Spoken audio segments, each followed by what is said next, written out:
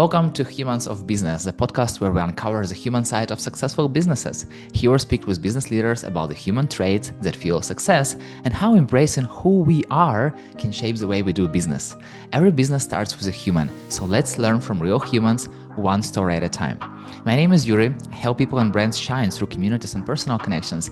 And my guest is Phill Agnew, the voice, the mind, and the human behind the UK's #1 marketing podcast, The Nudge, the show that turns behavioral science into simple, practical insights for anyone trying to influence, persuade, or build something people love. And the show that I've been listening for the last, 6 months for sure, maybe even longer, top 2 on my yearly Spotify list.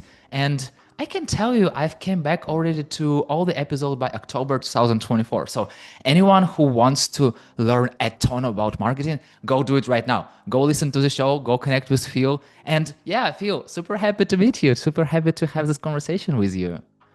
Thanks, Yuri. Thank you so much for having me on. Thank you for that lovely intro. That was really kind of you. And yeah, very excited to chat.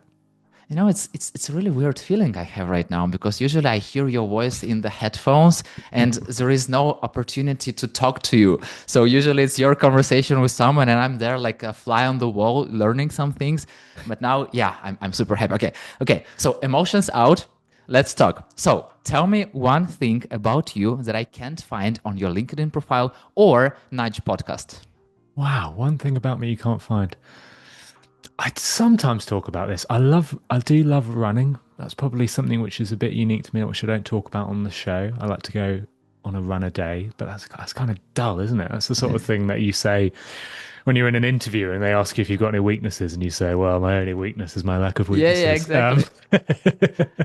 What's a niche thing about me? I do sometimes talk about this, not on the show, but at events.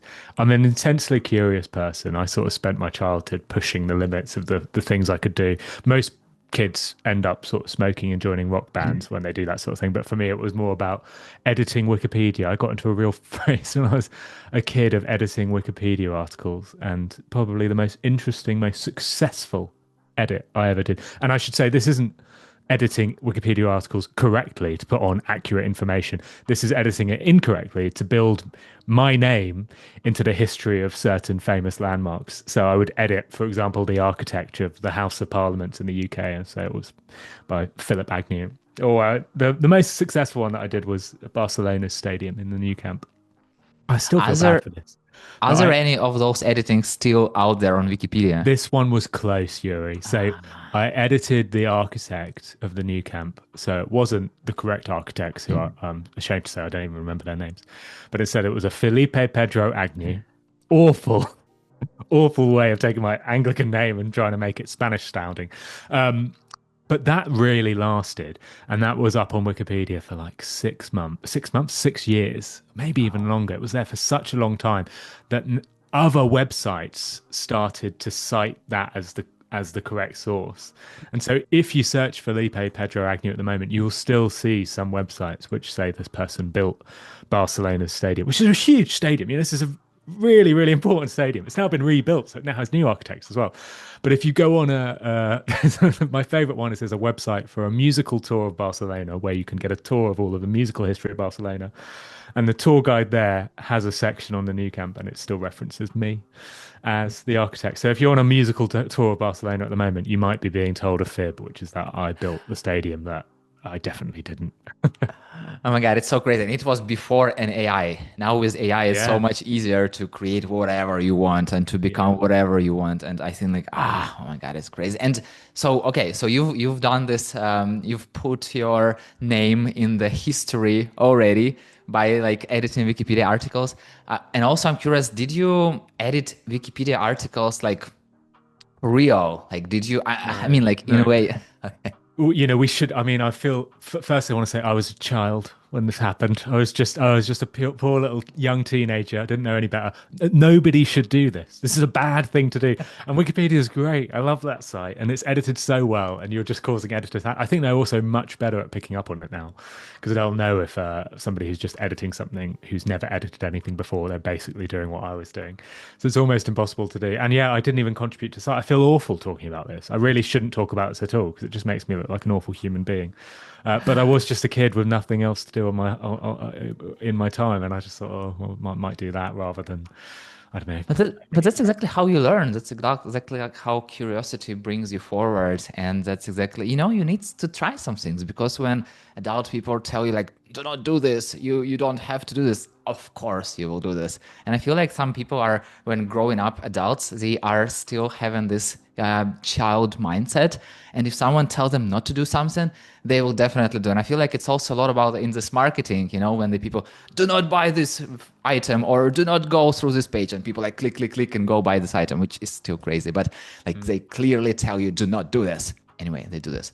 And I'm curious, when did you first realize that you were obsessed with what people do, with how people think? Like, how did your nudge story started?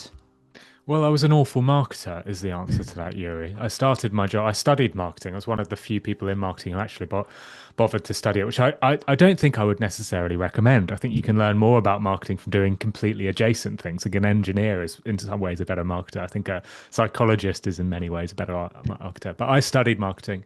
I went into my first job as a marketer, and I thought that my understanding of things like the 4Ps, the ADA model, all of these, the SWOT analysis, I thought that would allow me to be a great marketer. It turns out it doesn't at all.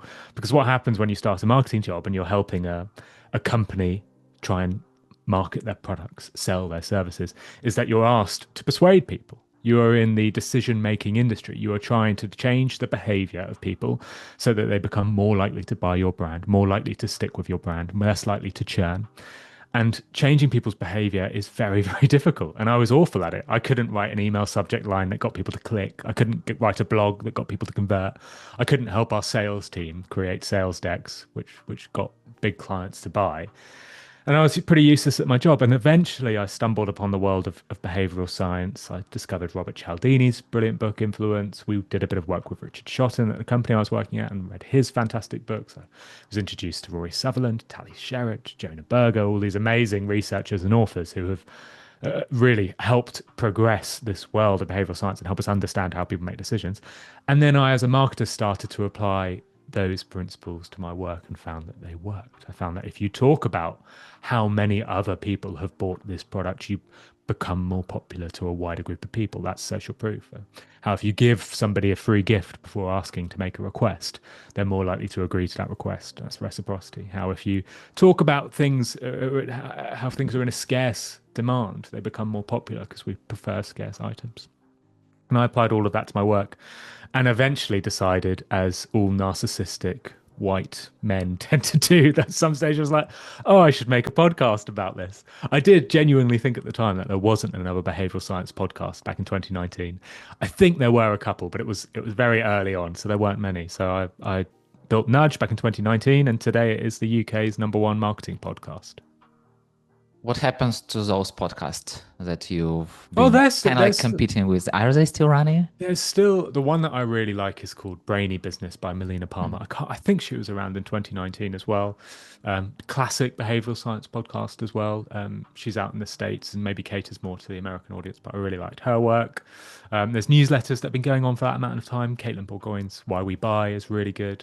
And then there's lots of new podcasts as well. There's one which started up and has since stopped, but I really liked it. It was called Hacking the Human Mind, I think. That was really interesting. They actually tested some of these principles out on the wild, on the general public, which I enjoyed. So there's lots of other shows which are better than mine, which you can go and listen to. You just reminded me of the episode of the Nudge podcast where you had the bread and you removed one slice of the bread from it and like asked people like whether if anything changed in the size of the bread, and people like, no, I don't think so. I feel like it's the same one. So, and you're having so many conversations. You've been talking and still talking with dozens and hundreds of marketing and psychology experts. And I'm curious, how did it change the way you live? the way who you are? How did it change who you are? Well, partly in no way at all. So we all have a bias called the blind bias spot, which is that we can notice these biases affecting other people and we're quick to observe them affecting other people.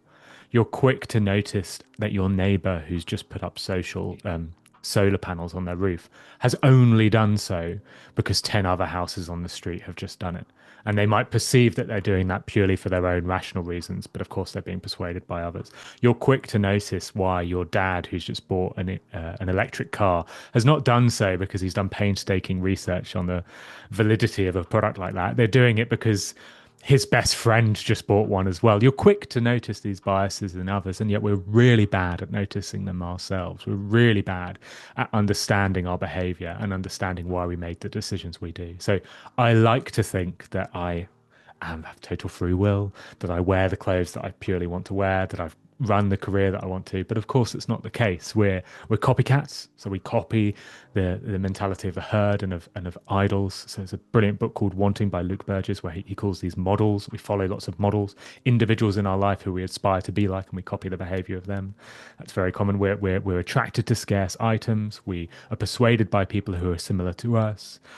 We like to stay consistent. This is a big one. So if we've ever said something in the past, even fleetingly, even if we've been told to say it, we become more likely to follow those actions. This is a famous study with prisoners of war, Chinese prisoners of war, who were forced to write long letters explaining exactly why they loved America, even though it wasn't true. And they found that those who were forced to write these letters actually ended up being far more sympathetic to the American cause than those who didn't. They were being forced to write these letters at gunpoint. They had none of these intrinsic internal desires. It was simply the case that when you actually write something down, when you publicly declare something, even if it's a lie, you become more likely to want to follow those actions in the future. So I am. I don't think I really believe in free will, knowing all of this. I think I truly believe that a lot of our actions are dictated by things that are totally out of our control. And I believe that that's the case for me as well. But Yuri, I'd be really hard pressed to try and find an example of like, oh, Phil gets his haircut in this way because of this specific nudge. I can't see it because I'm blind to it, but I know it must be happening. Yeah, you know, usually it feels like in an ideal world, we have to think first, act second, but it never works. Yeah, it's usually about acting first and, oh my God, what have I done? Yeah. And I'm curious, did you recently notice some kind of advertising or maybe you've heard about some kind of a bias that made you believe in it from the first sight? And they're like, oh my God, wait a second, what the hell am I talking about? So have you had any example recently? Yeah, so I've been doing a lot of work recently on looking at the this bias known as social proof or herd mentality. Social proof is a bias that Daniel Kahneman identified, but it's a principle that has been with us for evolutions upon evolution. So it is the idea that we copy the actions of others. So as cavemen and women, if we were trying to find a place to set up camp, and we witnessed a bunch of other cavemen and women running out of a cave, screaming their heads off in fear. We're not going to go into that cave. We've evolved to know that it is safer to follow the herd. It is safer to eat the same berries that other hunter-gatherers have eaten. It's safer to set up camp by the oasis in the desert where others have set up because there's probably less chance that we'll experience something unsafe. So it's this deep ingrained behavior that it is safe to follow the actions of others. This isn't the case with all of the behavior we make, but it is a heuristic. And a heuristic is essentially a shortcut that we use to make a decision faster than we otherwise would. Because the brain is it's really, it's an organ that doesn't want to use much energy. The brain, if it had its way, would basically just be an autopilot the whole time and barely engage in everything. It's really not nice to have to think about it. I reckon a lot of listeners will know this when if they've got a really close friend or a partner and you're sort of like watching TV, you're tired at the end of the night, and they ask you to like really think critically about something that you haven't thought about yet. And it's so hard to kick your brain into get, you're being asked, what do you want to cook for our dinner guests at the dinner party tomorrow? You're like, oh, I can't kick my brain into gear. And that's because it's a lazy, our brains are lazy. So what Kahneman described is we have two modes of thinking. We have this system one mode of thinking, which is fast and unconscious, and system two, which is engaged. And heuristics are what are used to circumvent the sort of slow engagement way of thinking. So we would do this as hunter-gatherers. We would use a heuristic, a shortcut, and we would see that we'll follow the actions of others, see what others are doing and follow it. And of course, we still do it today. The most obvious ways you see this is if you're walking around London and you see 150 people watching a performer on the South Bank doing acrobatics, you will want to watch a bit of that as well. There'll be something about the fact that loads of other people are watching that performer which will make you want to watch it too. If that exact same performer was doing the exact same act, but nobody was watching it, you would walk straight past. You would have no interest in it whatsoever. And companies try to apply this in very literal ways. So the literal way of applying this is Tunnock's chocolate wafers, which print on the side of their chocolate wrapper that 7 million of these are bought every day. You'll have McDonald's, who famously in their on-site branding would say exactly how many burgers have been sold. So they did that up to 99 billion and then they stopped because they thought it was getting ridiculous. But in the nascent years of McDonald's, it would say we've sold 50 million burgers. So it must be good. Elvis famously called one of his albums 50 million Elvis fans can't be wrong, referring to the fact that lots of people buy it. That's a very literal way of applying social proof. What I've learned recently is that you don't have to be that literal. And in fact, not being that literal can actually be more effective. So there's this wonderful study by a researcher in Groningen University. And he did this study where he basically wanted to see if the behavior of others could encourage people to vandalize or litter in a certain area versus not vandalizing or littering in a certain area. So he had this sort of small cobbled street in the Netherlands where people would park their bikes. And on alternate days, he would either A, clean that cobbled street so it was absolutely spotless, or B, he would have graffiti, rubbish strewn across the street, make it look quite messy. He would then, in both scenarios, put a little flyer onto the handlebars of all of the bikes on that street. So a flyer for a pretend event that was happening in a few weeks' time. He had a bin there, and he wanted to see how many people would take the flyer and put it in the bin, or would simply just chuck it, leave it on the street. And he found that when the street is dirty, people are far more likely to drop the flyer on the street. When it's clean, when it's spotless, almost everyone puts the flyer in the bin. And that's because we're looking around us for proof of what others are doing. We follow the actions of others. And Richard Shotton, he talks about in this brilliant book, Hacking the Human Mind, he refers this to products. So many products benefit from this as well. So he talks about Aperol Spritz, how that's a cocktail which is instantly recognizable. And if you go into a restaurant, you see other people drinking that drink, you'll be more likely to do it because you can see other people drinking it. Aperol don't have to tell you that they are the most popular cocktail in America, which is true. They don't have to tell you that though, because you see it yourself. And because you see it, you're more likely to be persuaded by that. In the same way that if this researcher in Groningen said most people in this street chuck litter in the bin, that would be less effective than literally just seeing most people chucking litter in the bin. So I've been learning a lot about the social proof effect. I think it affects all sorts of things, from the cocktails we order, the clothes we wear, probably the food we eat, and even the people we date. I think it can be that effective. You just about with this bicycle experiment, you reminded me this theory of broken windows. Yeah, that's when you see like there is a broken window, then all other windows will be broken. And I remember it was something about like police department and all the things. But you are once again talking to, I would say, the greatest minds in the marketing, in psychology. I just like I read tons of books of those people, and it's like, as for me, this opportunity to talk to you, I feel like it's always great to, meet your kind of like someone who you are following for a long time, and finally to have this conversation is definitely something inside. And still, they are humans. So you might click with them, you might not. So I'm curious, how do you build these genuine relationships or these genuine connections with people that you are admiring?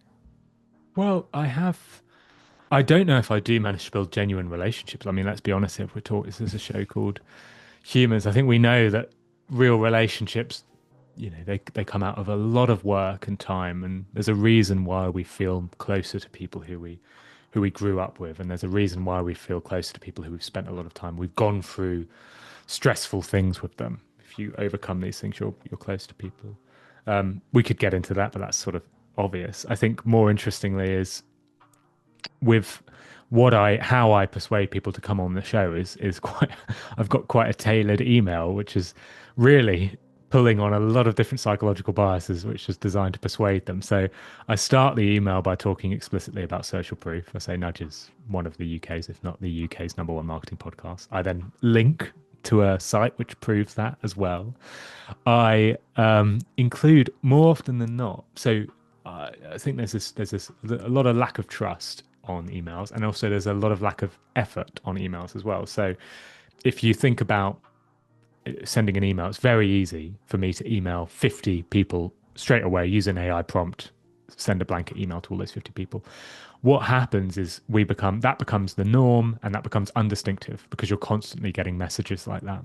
So I try and find ways, well, what can I put in this email which would make it look dramatically different from anything else they receive? This is playing on a principle that was discovered by the UK government, actually. So they wanted people to pay their tax on time. And they decided that the problem was, or they figured out that the problem was that they were sending them in blank white envelope letters, and that people were getting these letters and they weren't even bothering to open the letters because they just looked like everything else that was coming through the post box. So the behavioral insights team back in 2013 trialed putting post-it notes on the letters, which just said urgent. And then they monitored exactly how many people opened the letters and paid their tax on time. And it turns out if you just make your message slightly distinct, you put a post-it note on it, people are more likely to open it. So how do I do this with emails? Well, I always read the book of the individual I'm reaching out to. So I take a picture, a selfie. It's kind of cringy, and I do wonder if some people just think, who the hell is this idiot taking a selfie of himself? But I take a selfie with me and their book. I make sure the book's in the screen. I make sure my face is on the screen. I say, I really loved your book. And I put a little joke in there, which is something like, I know a bunch of PR folks will probably tell you this and lie. Here's a picture of me loving your book to prove it. And that just immediately, I know if they've opened the email, they are seeing something that guaranteed 99% of people who email them won't have put. So that's another little bias. I think that's linked to the input bias. I then use a bit of halo effect. So I then include pictures of me interviewing very well-known people, so the Rory Sutherlands, the Robert Cialdinis, the Dan Pinks of the world, and say, I've interviewed a lot of your peers. And then I make it easy as well. So I'm always sure to put a link to say, you can just book in time with me straight away. So there's a bunch of different biases that play in there, which I think make that highly effective. I don't know. I haven't done a randomized control trial, so I have no idea if that's more effective than me just simply saying, come on my show. But I did email Tom Goodwin, who's a bit of a kind of LinkedIn, Twitter. He's a bit of a famous marketer, especially in the UK. And he responded to me, and he was very kind. He said, this is the best podcast outreach email I've ever had. Of course, I'm going to come on your show. And I thought that feels like enough validation for me that this behavioral science stuff works. I've packed it with behavioral science principles, and it seems to have worked. So that's how I know you were asking more about relationships, but that's how I make that initial contact with people. And also it sounds human, because when people are receiving something that stay away of the crowd and something that speaks to their hearts, not just their minds, but to their hearts, and then they feel that they see this proof that, oh, you have my book, amazing. Oh, you talk to this person, amazing, awesome. So you are definitely like staying away. And I feel like you still put a lot of effort into creating this email, because once again, as you've said, you could just go to ChatGPT and like, hey, ChatGPT, create me an email, and just send it, and nobody's asking. But it's a little bit of egoistical question. I'm asking it for myself. For someone who doesn't have yet the #1 podcast and who doesn't have so many amazing humans on the podcast, how to reach out to such people that, for example, I'm admiring. How would I reach out to Daniel Kahneman? Well, unfortunately, you wouldn't be able to do that because he's passed away. So I wouldn't. You might have to reach out to his children. I don't know if he has children, but I know what you mean. There's the simple answer here, Yuri, is especially researchers and professors. They have their emails publicly listed on their university site. You can send them an email. You can try these principles. That is the simple answer. I think the more interesting answer, which I think is more applicable to people who don't have podcasts, who are trying to grow whatever it is. Maybe you run a newsletter, maybe you run a YouTube channel, maybe you run a business, maybe you run a coaching course, a personal public speaking course. How do you grow these things? Well, I think, and this is again, I'm getting quite general here, but one of the things that it's important to do as an individual is to figure out, are you in a space with a normal distribution or a sort of power log distribution? Let me explain what I mean by that. So a normal distribution is the average height of humans. So this is a normal distribution. You get most people are around, if you're male, between 5'10", 5'11", I'm not actually quite sure, but that's sort of an average height. And then it's a real bell curve. So listeners, you can't see this, but I'm doing this thing with my hands where it's sort of, you can imagine a mountain in the middle. Most people are around 5'10", 5'11". And then you get some people 6'2", some people 5'4". You don't really get many outliers. Of course, you get some people who are very small. You get some people who are very tall. There'll be one person in the world who's 8 foot, but there'll be nobody in the world who is 100 foot. So you don't get outliers. So that is a world of normal distribution. Some businesses and some brands and some creators live in a world of normal distribution. If you're maybe an accountant, there is only so much you can make as an accountant. You are sort of in this normal distribution curve. I think what most people don't realize is they are not in normal distribution. We're in a exponential distribution. And what that means is it's more like the stock market. So on the stock market, if you have a number of different stock traders, what you don't find is that the average amount of people make 50 grand a year and they're all around that. You find that some people make 50 grand a year and then some people make 500 million pounds a year. So you get these extremes. This is what Bezos calls the sort of baseball paradox. Cricket is the one I would use for the UK audience, but in cricket, you cannot hit more than a six. You could hit the best shot of your life, and the max it's going to get you is a six. You can hit it out of the stadium and you can hit a six. In real world or in a power log sort of chaotic world, which is what I think we live in as podcasters, if you hit it out of the stadium, you don't get a six, you get 1,000 points. If you manage to land, let's say Daniel Kahneman when he was alive on your show, that would not be the best, a 6-point guess. That would be 1,000-point guess. So let's take this all to the sort of extreme and summarize what the meaning therefore is for people listening to this. So if you live if you work in an industry which has this power log distribution where exponential sort of incredible things can happen, where you can hit the ball and you get 1,000 points, what should you do? Well, what I think you should do is take more bets. I think that's the advice there. If you live in a world where it's not a normal distribution, it pays to not just be purely consistent. It's obviously good to be consistent, but it also pays to be a risk taker. It pays to have a number of different bets. So what I like to do, and I'm thinking about this a lot at the moment because it's the end of the year, I like to finish the year by going on a walk, getting a notepad out and writing 50 small bets that I want to make in the next year. 50 small things I can try and do, which could have exponential growth. 49 of those, or probably all 50, will fail. That's the idea. But if you make 50 bets, there's a chance that you could hit it out of the park and you could get that 1,000. Because if anybody tries to tell you, Yuri, that there is this easy, clear way that you could grow your podcast to have it to be the number one, they are just lying to you. We live in a chaotic world. There are too many variables. There is no way. I believe deeply that behavioral science can help. It's an ingredient that will make you more successful and make you more effective. And it could, if you're using it on some of these small bets, potentially it could really benefit you. But it's not going to be the difference between a lousy author and the world's best author, a lousy trainer and the world's best athlete, a lousy marketer and the world's best CMO.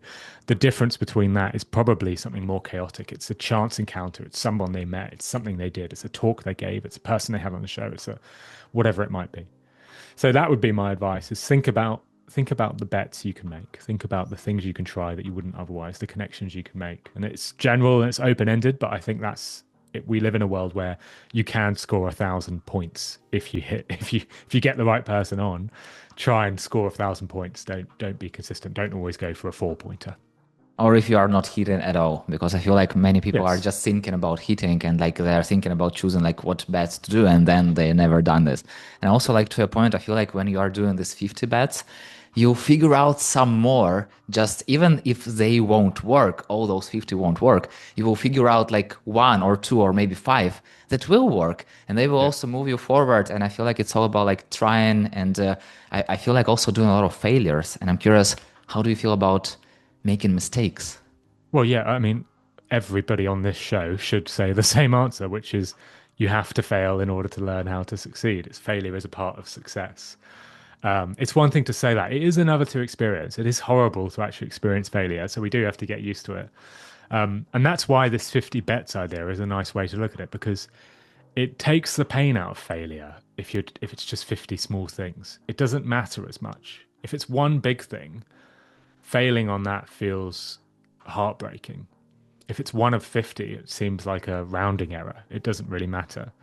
So I give an example. I've got one of my 50 bets this year is to try and create a bit of a viral TikTok campaign. Hmm. And my idea was let's play on two biases that are interesting. One is nostalgia.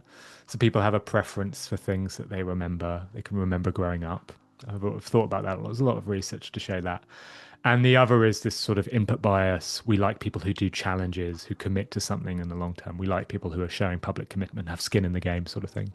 So I've got this TikTok. I mean, it's failing dramatically at the moment, and I'm sure it will continue to. I've decided to do 50 days of it, and we'll see if it fails totally. But every day I watch a random advert from the mid 2000s. So there's a bit of nostalgia there. I film myself watching it, and then I then look up if that product is cheaper or more expensive today. And I will keep doing this until I find a product that is cheaper today. And it's great fun because there are products that are cheaper today. Plasma screen TVs are cheaper today than they were back then, but it's very hard to find them. So I'm going through all these ads. I'm watching ads about Tropicana, not cheaper today. I'm watching ads about cereal, not cheaper today. About TV subscriptions, not cheaper today. About what else have I seen? Beer, not cheaper today. All these different ads, and it's an excuse for me to sort of go through and watch all these ads. Anyway, long-winded way of saying I'm fairly certain that won't succeed. I'm fairly certain that people won't catch on to that or really enjoy it. There's a small audience, around 800 people that are watching each video at the moment, which is tiny for TikTok.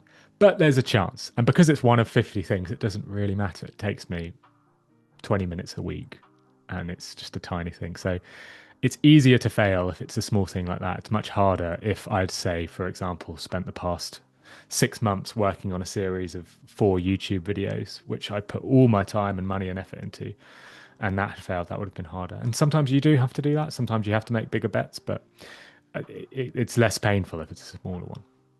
You know, as Eminem says in his "Lose Yourself" song, that there is only one shot.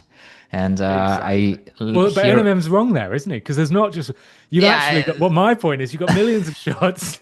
yeah, I mean, like, but you know, there are millions of shots, but you will never find them if you are not trying to catch this kind of like one shot in a way that. But and the funniest thing that I heard it so many times that there is always some kind of like breakthrough moment, and sometimes that's how it happens. And you know, we can hear a lot about like in different books and movies and everywhere around us that there is some overnight success, but it's never overnight success. You know, when I listen to the Diary of a CEO show, or I listen to Lex Huberman, or I like to the Nudge show, and I was thinking like, oh, these people are just went and just made the best podcast ever right away. And I'm like, no, not really. They've been doing it for like 5-10 years or something like that. So they still done a lot of mistakes. They've done so many steps that it's just, you know. And also coming to the book, from the good to great, like that people who are making their companies on the greater side, on all these great leaders, they were always like, I just got lucky. I just had good people around me. I just got lucky, and I was just got to this point somehow. And people always forgetting about like all these 50 bets that we were just talking about. And coming back to this human part, I personally have this experience. And once again, as you've said, you are not always building relationships with guests on a podcast. And I have a similar story that sometimes we just might meet once on a Zoom conversation or whatever and never meet again, or we might become friends. And you can totally feel if you clicked with someone. So I'm curious, how do you feel if you like clicked with someone on this human level? How I feel when I click to someone. Well, Yeah. I feel. I mean, it's a lovely feeling, isn't it? It is hard to happen though, and I think. Yeah, I think it takes a lot of time, and I mean, unfortunately, there is a lot of chance as well. You know, a click tends to happen. There's a lot of studies around mirroring, and it's kind of sad. These studies they're cited a lot in Robert Cialdini's book, Influence, but he talks a lot about how the people we tend to get along with tend to be people who look similar to us, act like us, share interests with us is a big thing. The sad element of this is that Robert Cialdini sort of went undercover in sort of car sales trades, and would notice that people use this to their advantage. So they would learn exactly what football club the client supports, and then pretend that they also supported that same team because they knew that if they could just mirror that, there would be a connection that you wouldn't otherwise get. And we feel this, you're closer to people who you work with for the same reason, even if you've never engaged with them before. If you work at a big multinational company, and yet you meet someone who works at the same organization, went to the same school as you, grew up in the same area as you, prefers the same curry house as you sort of prefer these people. So there's a lot of chance in terms of when that clicking happens, and it can be hard to find. But yeah, when it does, it's a lovely feeling. But once again, you will not mirror forever. I mean, like if you are not wanting something from this person, and you will of course mirror until the moment that you reach your goal, and maybe you can stop mirroring. What I'm asking you, it's more about this like continuous human connection, so that you click with someone and then you like you've met for the first time, kind of like the love from the first sight. So when you met someone, you had a conversation, and then you understand this is the person I want to talk to. And your guest, someone who you are talking to, are also having the same feeling. And after the first conversation, you keep having and having and having those conversations. I don't. I guess I believe that. I don't think that happens. I think the feeling you would get if you click with someone at the start is probably due to these mirroring elements that you have things in common that make you feel like, oh, that person will be. It'll be easy for me to get along with, and that can be down to totally irrelevant things like they grew up in the same area to me. That does not mean you will be lifelong friends. Of course, there's plenty of people who grew up in the same area to me who I don't like at all. Sorry, schoolmates. I believe that friendship. I mean, there's a lot of study that friendship and connection comes out of adversity, comes out of pain, comes out of trouble. There's these amazing studies of teams where they force teams to go through a difficult challenge. I think it was a study with rugby teams or a rowing team. I can't remember which one, and they were forced to do a ridiculously difficult challenge. And then off the back of that ridiculous challenge, they found that they were much closer than they were before. Um, Even just stuff like coordinating with people. There's these studies where if you get a group of strangers in a room and you get them to clap along with a song at the same time, they become more likely, if they're given a lot of money and they're asked how much do you want to share with your group, they become more likely to want to share that with the group if they've just simply been in sync with someone else, done something with someone else. So I think the evidence seems to suggest that friendship can come out of these. It comes out of effort, and it comes out of time, and it comes out of engagement. I don't think you can hack friendship. I don't think it can be something that you can create in an instant. I think it's something that comes out of like Yuri. If you and I decided to hike to Everest Base Camp, we would be better friends than if we spent the same amount of time just, I don't know, on Zoom calls talking about marketing principles. It's like there is different. Yeah. There's different levels to the quality of the quality of the engagement you can have. And yeah, I'm by no means an expert in talking about this because I'm frankly just a marketer who talks about applying this stuff to behavioral science. But I think some of it is relevant, and hopefully the stuff I've talked about is semi-relevant here. You know all about this. Okay, not all, you're still learning because it's always a learning curve. All about the behavioral science and marketing and things. Do you still have an imposter syndrome? I don't know. Imposter syndrome is that feeling, and I've definitely had that feeling before, where you feel like everybody else in the room knows more than you, and you're sort of ashamed to speak. I don't know. I mean, I've had calls with people.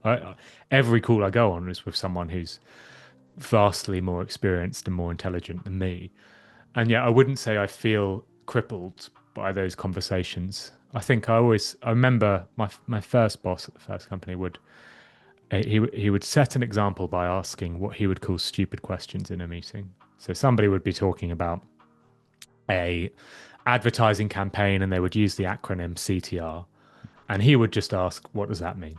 He knew it meant click-through rate, but he also knew that some of the other people in the room might not know that. So he made it commonplace for silly questions, for stupid questions to be asked.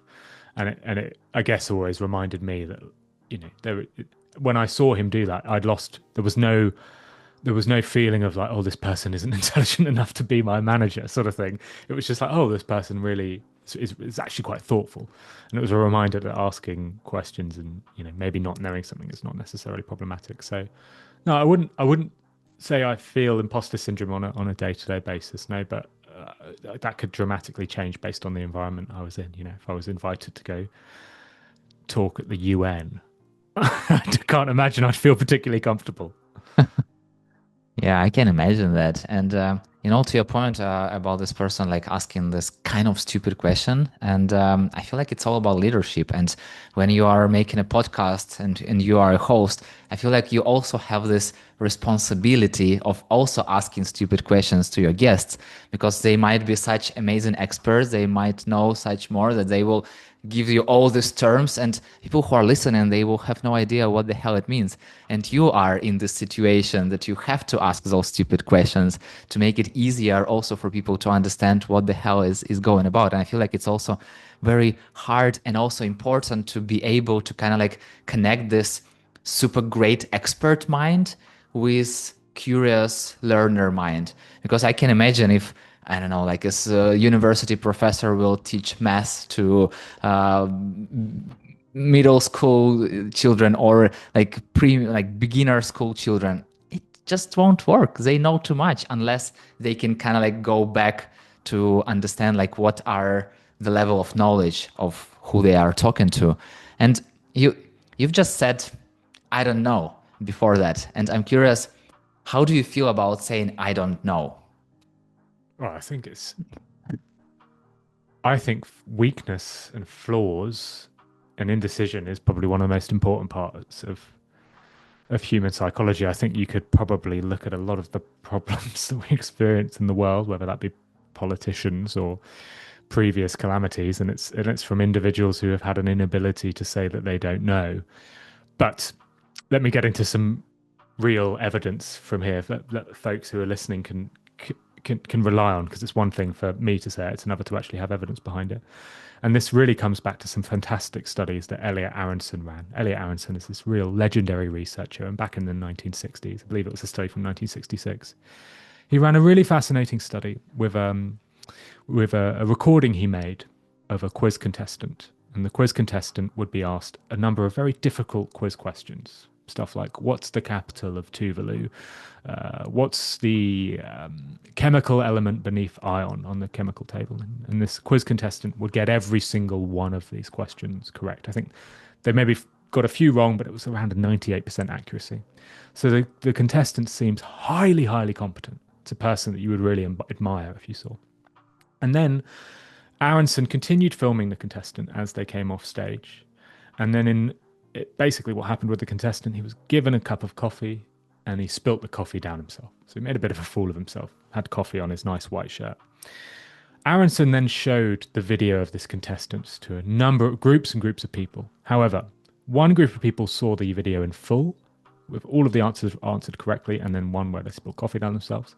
And another group saw the video which was edited. So the bit at the end where the contestant spilt coffee down himself was cut.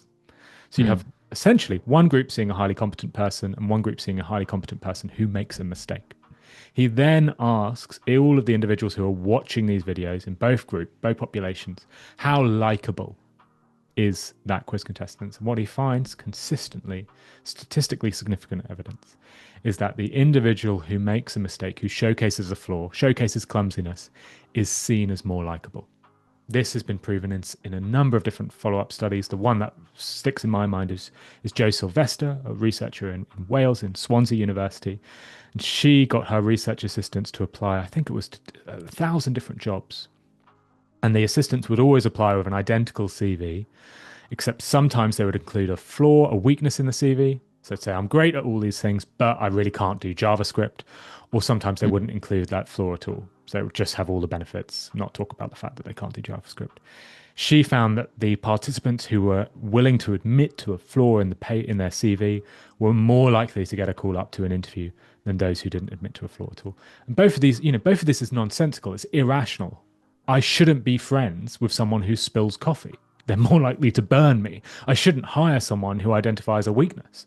They won't be as good as their jobs. What it is actually showing that is that humans, trust is an important element. And if something seems too good to be true, we have a natural aversion to it. And individuals who don't showcase any flaws seem almost unbelievable. They seem less likable. And so what you find is that this is not just the case for humans, although I think it's important for humans. You find that managers who are willing to say that they don't know something, who are willing to be taught something, are seen as more likable. You find that politicians Not always, but a lot of politicians who are willing to identify that they're not, they don't 100% know everything about a subject or willing to change their mind can be seen as more likable. But more importantly, from a branding point of view, you find that brands that sometimes make fun of their weaknesses can have incredibly successful effects. KFC in the UK, and I think it was 2018, they ran out of chicken. This is a disaster for KFC. The one thing KFC can't ever run out of is chicken. I mean, it's literally in the name. So they ran out of chicken. It was a national news story. It was sort of every evening at 9 p.m. you would turn on BBC and it would be front page news. KFC don't have any chicken.